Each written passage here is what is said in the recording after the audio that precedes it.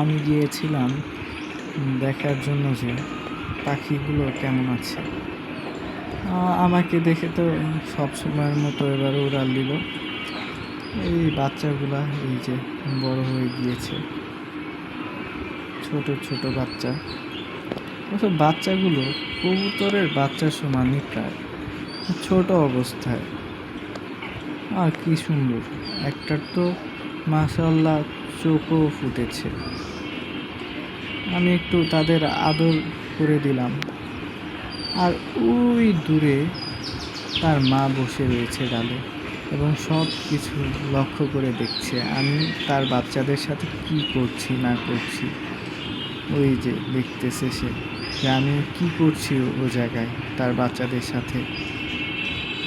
পাখির খাওয়ার জন্য তার বাচ্চার সাইডে সরিষা দিয়েছি, আর এমনি বাটিতে নিচে দিয়েছিলাম, খায়নি। কোথাও দিলেও খায় না। সে দেখতেছে বারান্দায় কেউ আছে নাকি। আমি যখন বারান্দাতে গিয়েছিলাম, যাওয়ার পরেই ও আমাকে দেখে ভয় পেয়ে উড়াল দিয়ে চলে গিয়েছে।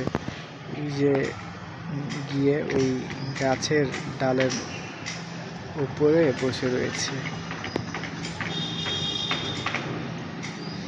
ও দেখতেছে যে কেউ আদৌ এখনো আছে নাকি, না থাকলে ও আবার উড়াল দিয়ে চলে আসবে।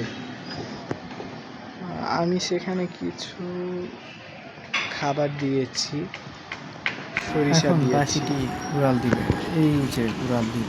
আমি ভেবেছিলাম উড়াল দিয়ে একদম তার বাচ্চাদের কাছে আসবে, কিন্তু না, সে উড়াল দিয়ে গিয়ে দূরে, মানে আমাকে দেখার জন্য এই যে পাশের বিল্ডিংয়ে এই যে সব সময়ই এই জায়গায় বসে থাকে।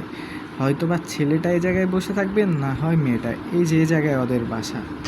আমি খুব চেষ্টা করলাম ফোন দিয়ে আসলে জুম করার জন্য এই আম গাছে বসেছে কিনা, কিন্তু আম গাছেও বসে আমার উড়াল দিয়ে ওই যে জায়গাটা দেখালাম ওই জায়গায় গিয়ে বসেছে। আমি ফোন দেওয়ার পরে দেখাতে পারিনি।